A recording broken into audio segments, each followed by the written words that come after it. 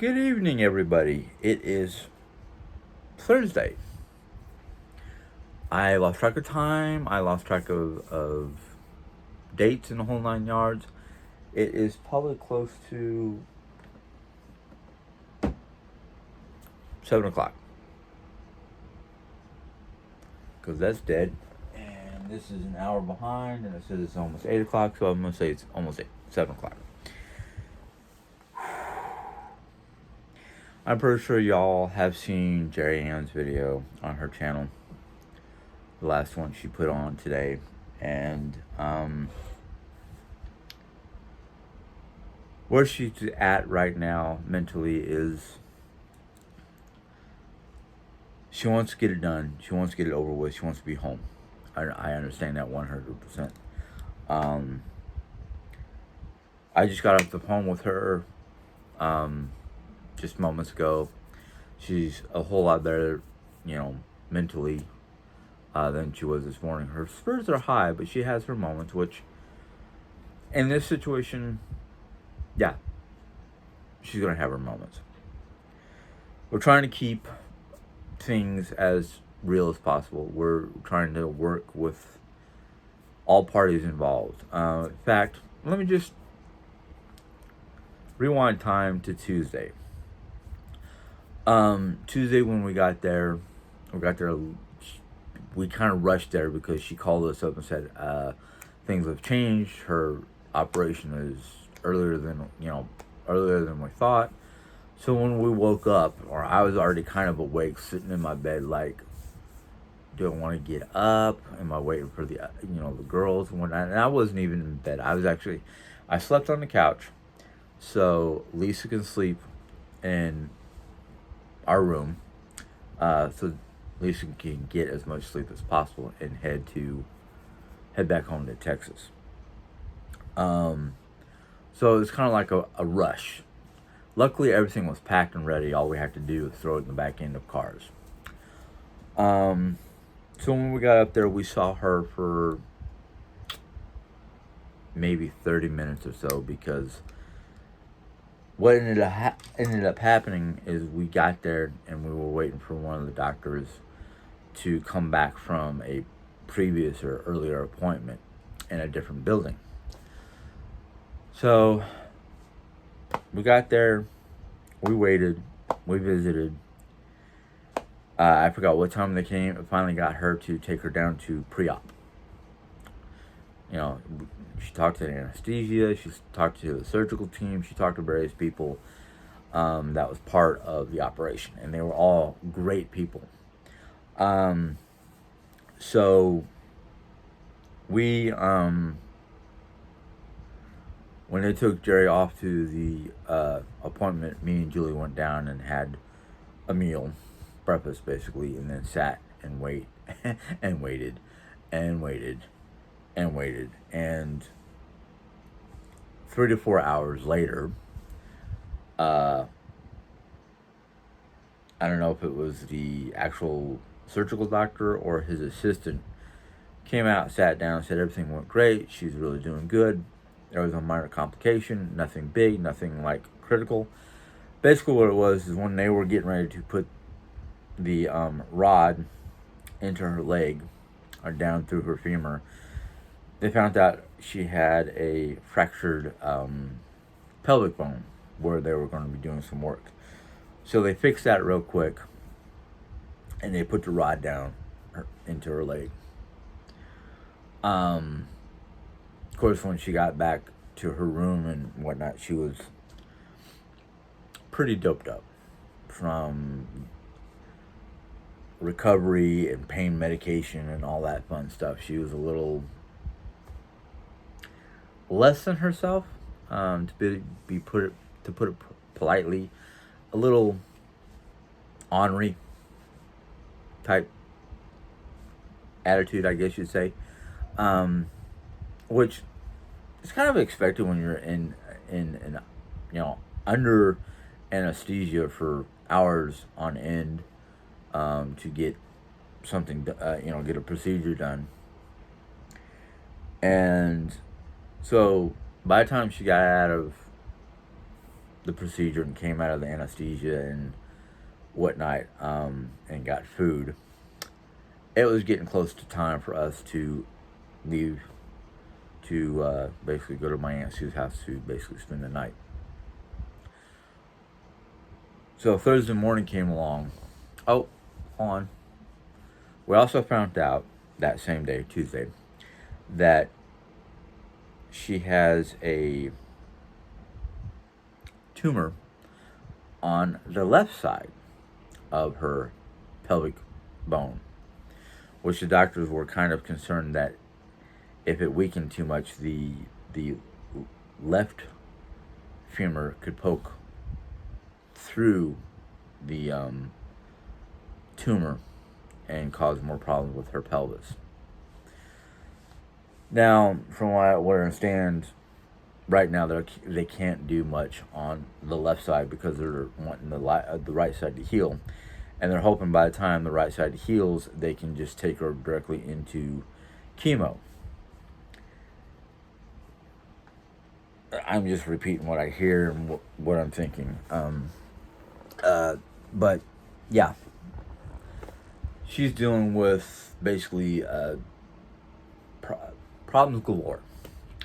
They got her, and I'm gonna show you a picture at the end of this video. What they call the clamshell, but it looks like just basically.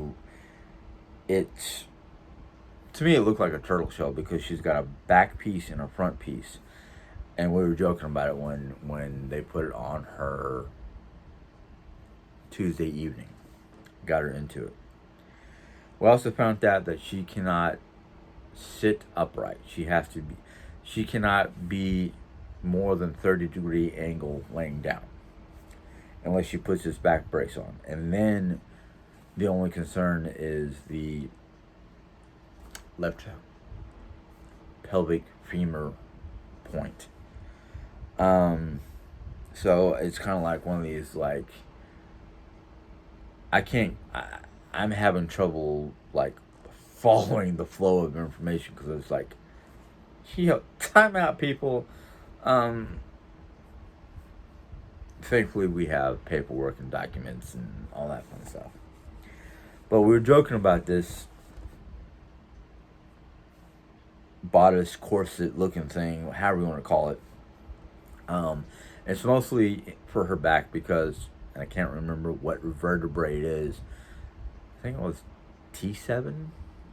I'm not sure, so don't quote me on the vertebrae. But one of her vertebrae is basically eaten up by the cancer. So they want her to wear this brace for any time that she's sitting up more than 30 degrees. So anytime she gets out of bed, sits up more than 30 degrees, wants to get from the bedroom to the living room or whatever, she needs to have this breastplate. I'm going to call it a breastplate because it's what it looks like. It looks like a giant breastplate, which we've been joking about ever since then. But it's supposed to help stabilize her back so it doesn't collapse on itself or causes the spine to have damage. I don't know if they're going to try to fuse her back or something along that line to keep, her back in line, which means no bending. But that's that. Right now, they're working on PT and OT because they want her to be able to strengthen her body because she's been in bed for way too long, so she can get up on her own and move about on her own. Right now, the doctors are saying you need to use a walker, not a rollator. So they're trying to get her a new walker, because the walker we have is so old that the rubber is basically shot. And tennis balls, the doctors like tennis balls are no good for you. You don't want tennis balls. So they're trying to get her a walker with however they want her to have it. But Wednesday, before we came back to town, the PT OT people came in And they said, we're not always going to be here together. It's going to be one in the morning and one in the evening time, but not the two together. But there'll always be two people. Two in the morning and then two at night, one of them being PT, one of them being OT. But the thing was, is Thursday, they were like, let's see what you can do. Let's see what we can try to get you to do. And they were very surprised that the day after surgery, Jeri was basically getting up out of the bed, going to the commode, and then going from the commode to a recliner type seat in her room, and then back to her bed later on that day. So they were very happy with her, not only her desire and persistence to basically get up and ambulate and try to be a little less stagnant. That's the only word I can think of. So they were very happy with that. And they basically said, if she keeps up this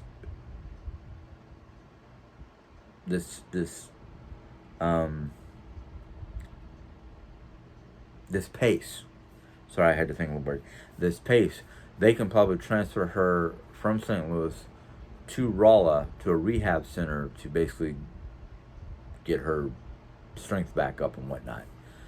That, in fact, she'll be closer to the doctors down here. But her surgeon up in St. Louis wants to see her in 2 weeks. And I'm like,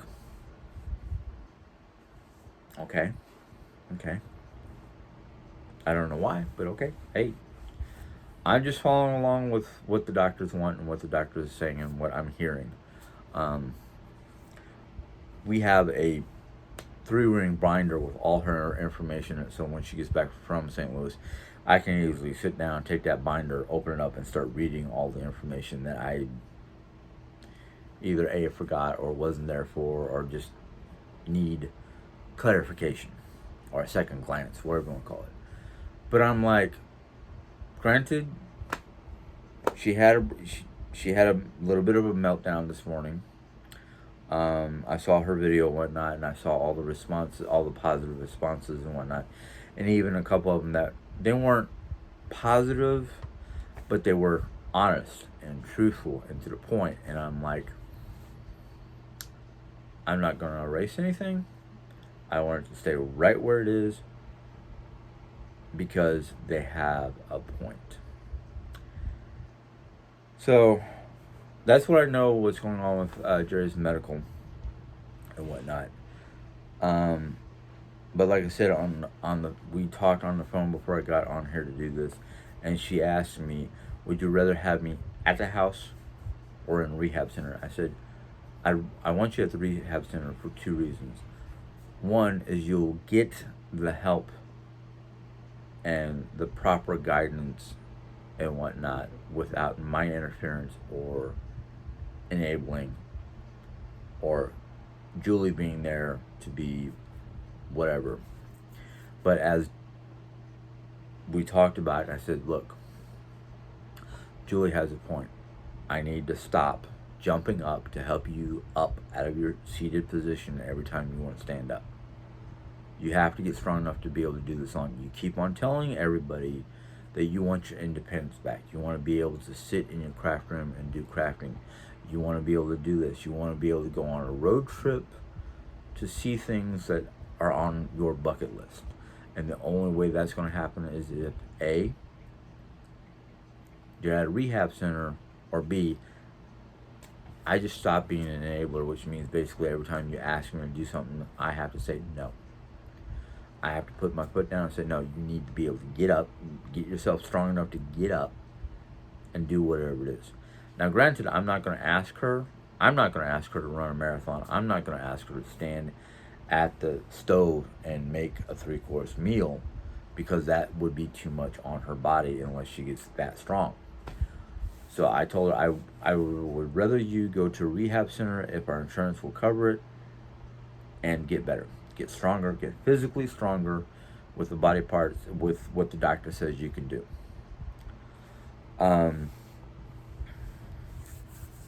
So that's the medical. That's Jeri. Let's get to me. and I don't mean to sound like I'm being selfish and whatnot, but part of this, part of my videos now are going to be, I don't want to say venting, like there's a lot of stuff to be mad about and vent, like my, we're not even going to go back to that video, but you guys know what I'm talking about.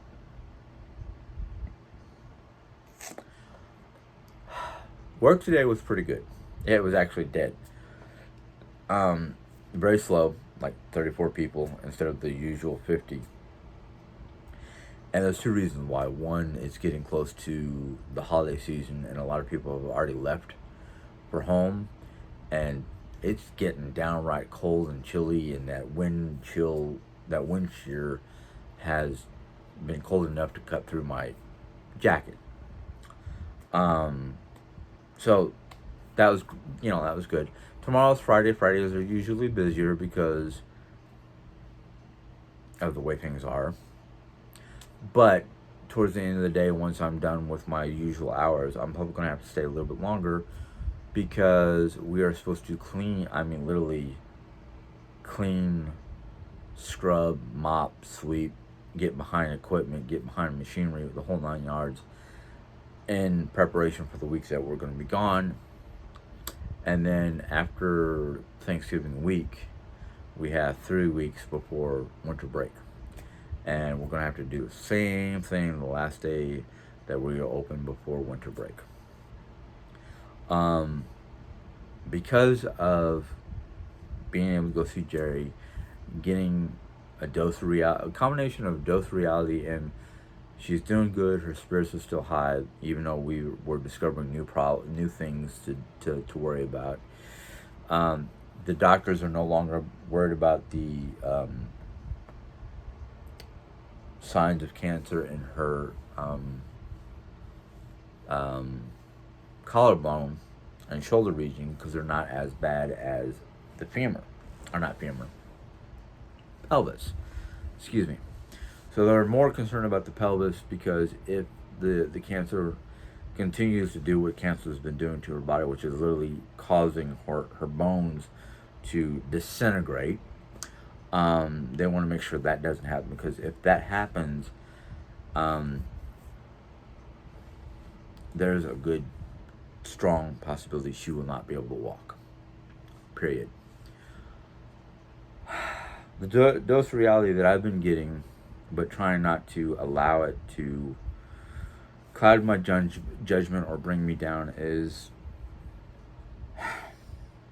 now the doctor hasn't said it outright, but what the doctor's not saying, and I'm picking up on, which I'm hoping I'm wrong, is if things continue the way they're going right now,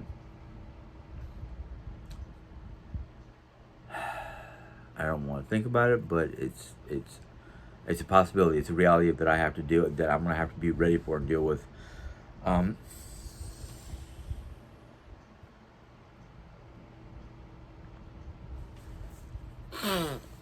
Is her, as the cancer gets worse, and I'm afraid, I don't know if it's the medication or what, but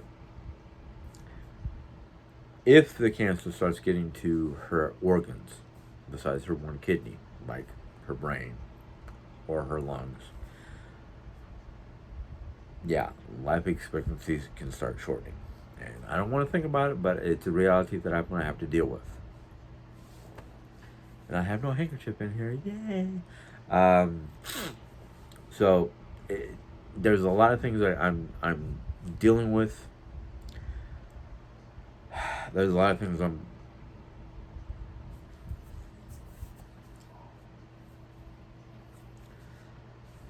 there's a lot of things I'm trying to prepare myself for.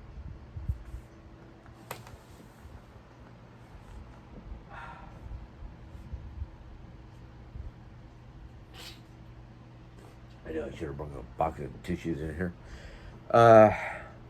So, yeah.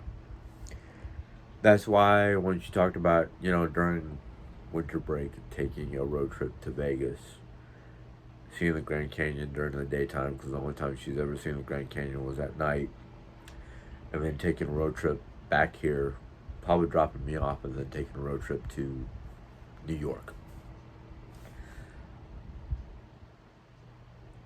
Before my trip to the hospital to see Jeri Tuesday, Wednesday, I was kind of like, let's not worry about getting into road trips or any of that stuff until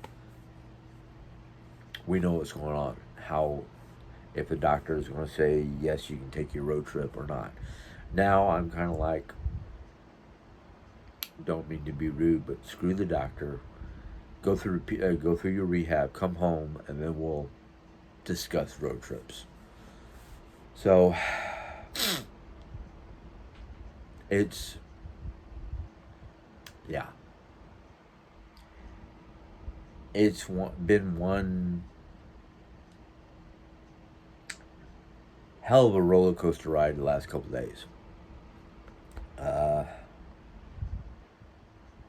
mean, literally, I hate to say this, but it needed to be done, so I'm going to say it. What had happened over the course of 72 hours was a cold, hardcore slap in the face of reality. And I think Jeri's feeling the same thing. The reality is, there's a lot. If, and I pray it happens, if Jeri can be able to get this whole thing under control, and hopefully get it into remission, which I don't know what the chances of that being stage 4 cancer could be.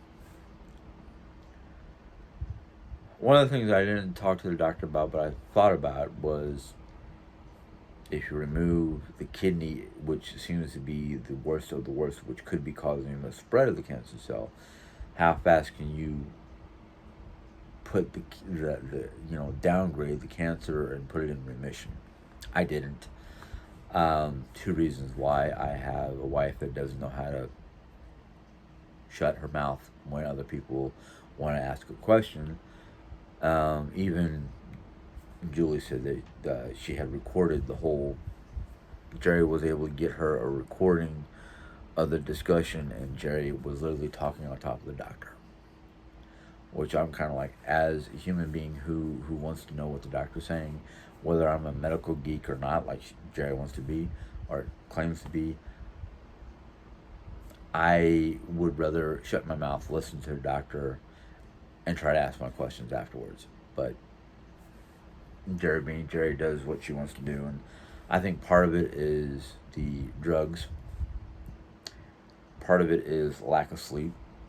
Because I know when I have lack of sleep, I don't care what other people are saying. I want to say what I have to say, and then I'll worry about what somebody else is saying. That's why I don't like what's been going on. Let me just put it this way. Since Jeri's gone up to St. Louis, I have had bare minimum 4 to 5 hours worth of sleep. I'm having to try to find different ways to put myself to sleep. Jeri suggested going and talking to my doctor, and hopefully the doctor can prescribe sleeping pills, which I'm like, no, I've done that once before, and granted this was a couple of years ago. The side effects of sleeping pills for me is the inability to fully wake up enough to not fall asleep while driving, or be half awake, half asleep while trying to do something that could be dangerous. So I'm leery about sleeping pills. But that's that. Now we're going to go into a subject that I know some people are going to be sore about, but I want to say what I'm going to say. I know a lot of people are going to be upset because of the fact that I still every so often go and look at the Gossip Bakery. Yes, I want to mention them by name because of the fact that, you know what? Let them say what they're going to say. I can't stop them. Nobody can. They can only stop themselves. So I'm not worried about I'm not worried per se about what they're saying. I'm just curious to see how they're reacting to what's been going on lately. And I will be forthright honest. I was surprised. I was surprised because of the fact that for the most part, they were actually after today's video, because it seemed like it all happened after her video, within the last 8-10 hours. A lot of them are feeling sympathetic and concerned for Jeri's health, for her well-being, which I'm happy. I mean, I'm glad that they're starting to get to the understanding of what's going on. And I read a lot of their comments. I'll be honestly, I read their comments and I was like, okay, I appreciate the concern. I appreciate your feelings. And what really surprised, well, I shouldn't say surprised me, but what really brightened the whole situation about the bakery, is the fact that they're giving real advice. They're giving real information. They're giving heartfelt understanding and concern and information. Also, to my surprise, is the one person I know of that I read. At first, I wasn't really like worried about it or had no feelings about it, but a couple weeks ago, 2 or 3, I think, I read that a couple of the different ladies in the bakery group were going through their own health issues. I don't remember exact what they were going through, but they were having to go into the hospital for treatments of one form or another. And one particular person, which I mentioned before, which was Andy, she had been gone for 1 or 2 weeks. I don't know if they were straight, back-to-back weeks or what, but I will say this. Andy, I am sorry that you're going through what you're going through. I'm glad you recovered. All right, I'm glad you're whatever it is that you had to go to the hospital for or the doctors for has turned out to be not a big problem, or is treatable. There's one other person I don't usually mention because of that person's name, but I think she recently went through some sort of medical bout. I'm gonna say her name, and please don't get mad about this. Her name, the name that she uses on the bakery is Old Rotten Twat. Now I know I've had problems with her in the past before, and we've always been headbutting about one thing or another. But the fact of anybody going through a medical treatment or health issues or anything like that puts them in the hospital or puts them through something like chemotherapy or a surgical operation. After seeing what Jeri's been going through lately because of what she's dealing with, I feel for everybody that is having to do with that, even if I don't agree with them. And yes, I don't agree with everybody on the bakery, but what's been going on, especially on the channel that discuss mostly Jeri, my heart goes out to these people. I know a lot of people are like, why?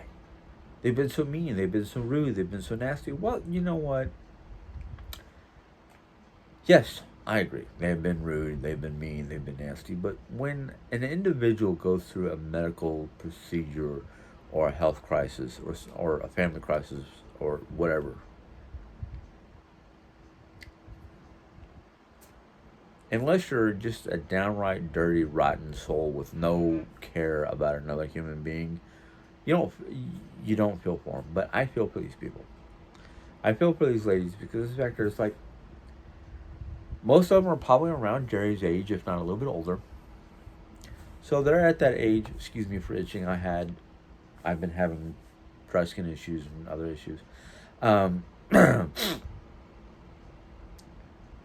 lot of them who are older than Jeri, let's say they're, I'm gonna guess anywhere from 5 to 10 years older than she is. Maybe about the same age. I don't know. But anybody who's going through a health issue, whether it's cancer or, unfortunately, with all the people who have either contracted, passed away, or battling COVID, it's, excuse my language, it's a real bitch to deal with. I mean, I'm a husband. I'm not the one with cancer, but my wife's got the cancer and she's going through it. And I can tell you, from even my point of view, just for me alone, I'm having trouble just keeping things straight and keeping focused. And again, excuse my language, it's a real bitch. And if it's a real bitch for me, the husband, I can only imagine how worse it is for Jeri. How much worse it could be for Jeri. Now, I know a lot of people made fun of her because of her size and, her attitude from time to time. And unfortunately, I see it in myself from time to time, and I try not to be that bad. Being a know-it-all. Thinking you know it all. You can see all my books. I'm not a know-it-all. But I like to study stuff. But I'm still not. I'm trying not to, or I don't want to act like a know-it-all. I want to be one of these people who are like, yeah, I read this, and because of what I read in this book or that book, I have an understanding. But I'm not a archaeological professor or a professor of mythology, or I wasn't born and raised in any one of the five Nordic nations. But I love everything I've read about them so far. We're all just human, and we have our own ways of dealing with stuff. Now, whether somebody's got an issue out of ignorance, jealousy, whatever, personal problems that are being reflected or deflected by our videos or our attitudes, whatever, hey, we're human. I would love to be able to say, let's put all that aside and live in harmony. Well, that would be a great idea for a utopian type world where we just put our differences aside. But no, that's, it's human nature to be different. That's the way we are. But now I wish I'd written down all the names of the people from the bakery that I'm feeling. I don't want to say sorry for, but I feel for them because of what they're going through. But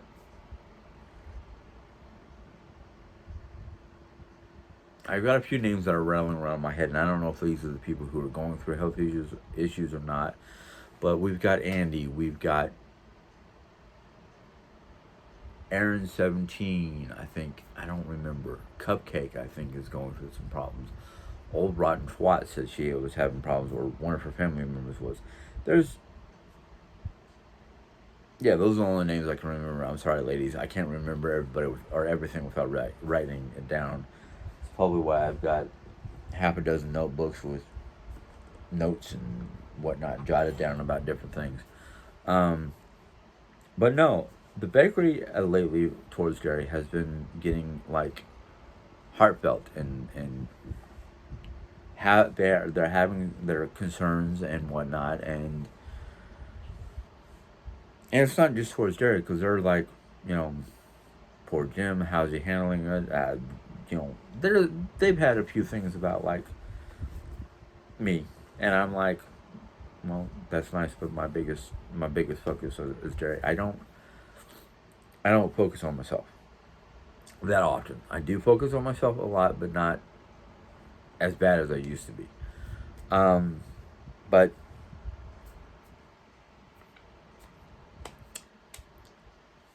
as much as I don't want to be, I am semi prepared for the inevitable. How I'm going to deal with it on the day it happens, God only knows. What am I going to do afterwards? Again, God only knows. There's been some minor talk about it between me and Mom of what we're going to do if the inevitable happens and Mom's still around.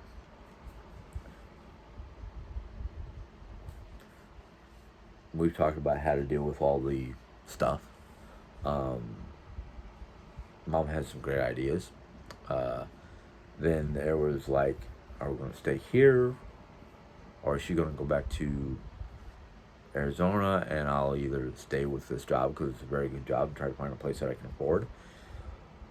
Or am I going to do the ultimate dream? Bear with me.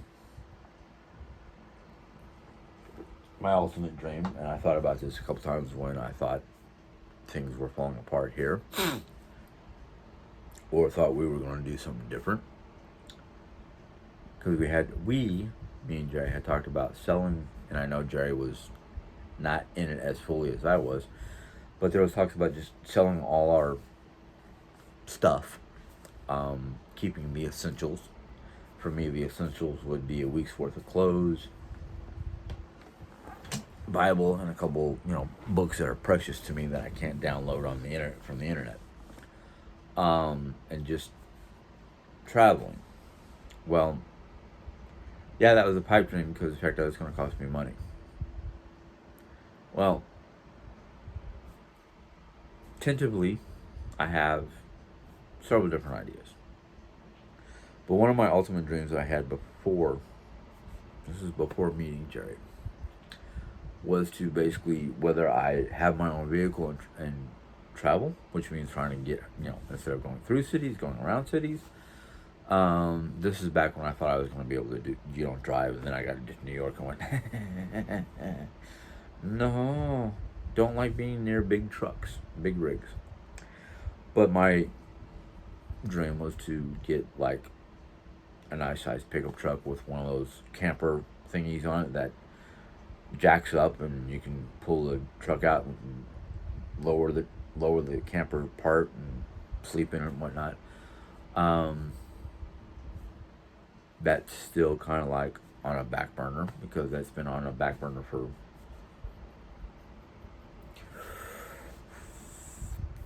25.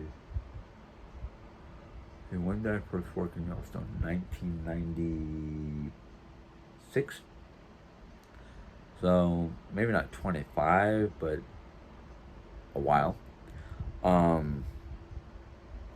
Closer to 30. But right now, I'm not really thinking about what I'm going to do, when the inevitable happens and I'm still alive. Because I don't even know what age I'm. She might live for another 10 years. I don't know. I'd be pretty darn happy if she survived another 10 years. With her health situation, I'm not going to look beyond 10 years. If she lives past 10 years, great. Whatever God intends. It's all in His hands. It's whatever God intended or intends to happen. Don't know. But there's been a lot of things going on. I mean, between her surgeries, finding out about her new problems, trying not to think about the research and statistics and expectancies and all that fun stuff.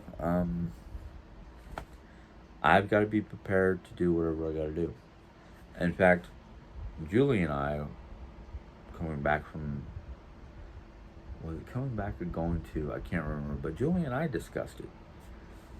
And it was one of those kind of like, what would you do if something were to happen, if Jerry wasn't here no more? And I said, well, Mom was thinking about moving back to Arizona, but I don't know if she wants to anymore because of expense and change in climate and the whole 9 yards. But if she decides to move back to Arizona, I'm probably going to, whether it's via Greyhound or I actually have a camper, which I would love to have a small used camper that I can get to and from.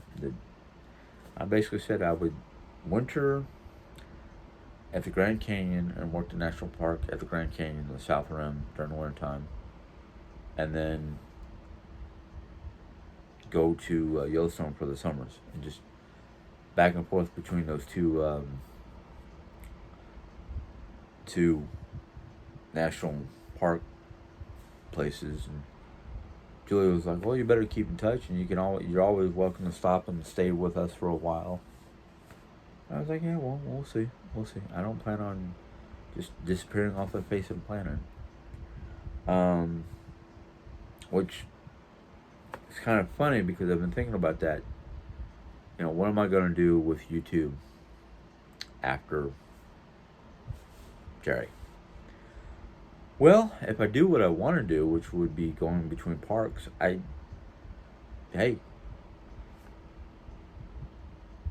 there you go. There's a great YouTube, subject right there. What can you do for fun in Yellowstone? What can you do for fun in the Grand Canyon? What adventures am I having at the national parks? So yeah, you guys are right there, GB. Unless for some reason I just get so sick and tired of digital technology, I will still do YouTube because it's a form of income. So is working in national parks. It really depends on how I feel. There may be periods of time that I won't be doing YouTube just because of how I feel. How long it takes me to recoup and recover from, this stuff.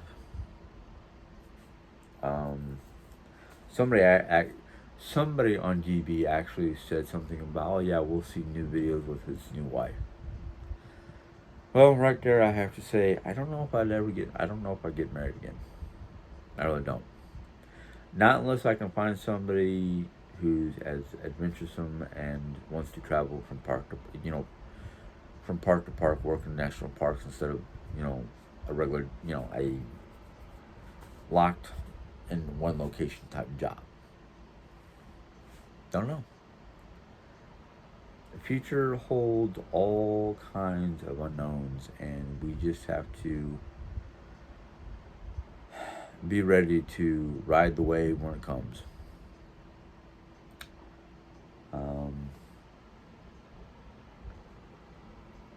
Don't know.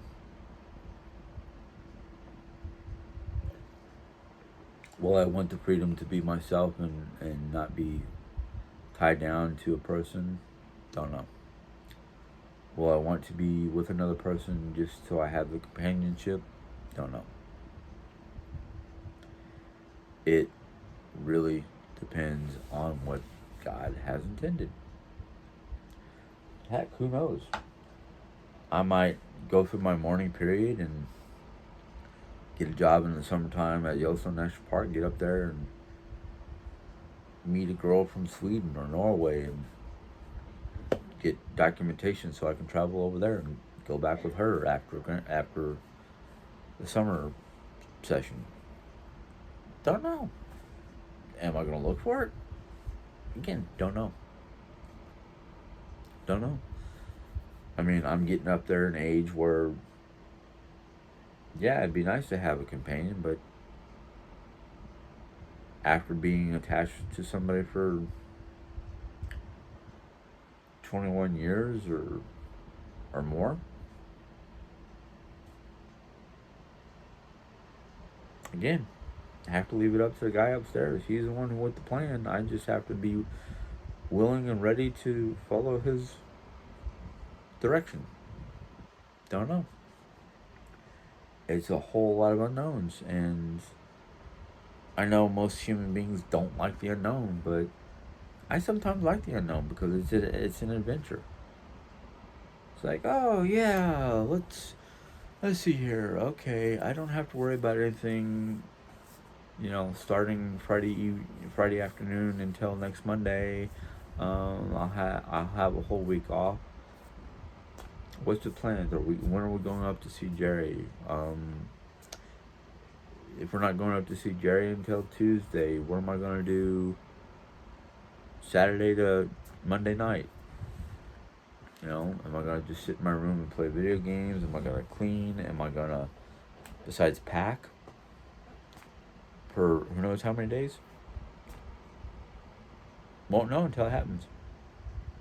And that's part of life, is not knowing until it happens and just trying our best to deal with it without losing our, excuse my language again, shit.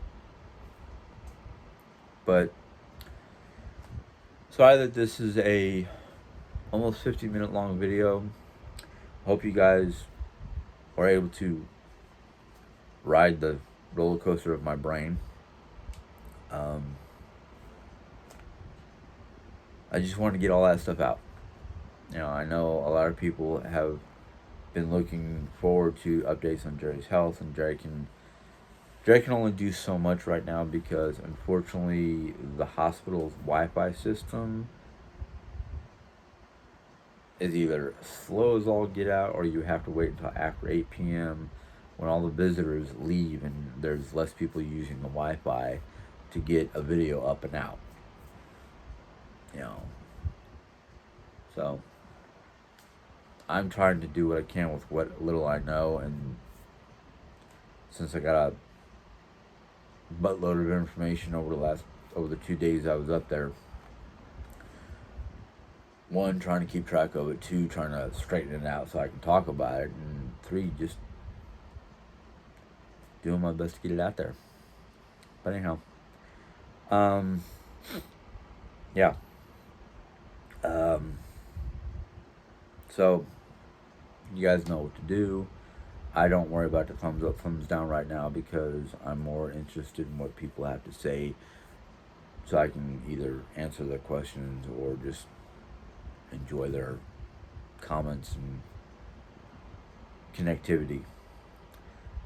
If you're new to my channel and you happen to be interested in what's going on, it is your choice to hit the subscribe button, and when you do, there will be a little bell or something like that that pops up. You click on it and YouTube will let you know when I put in my next videos. And until next time, you guys have a good day. If I'm not on before the weekend, have a good weekend, and happy Thanksgiving. Until next time, bye.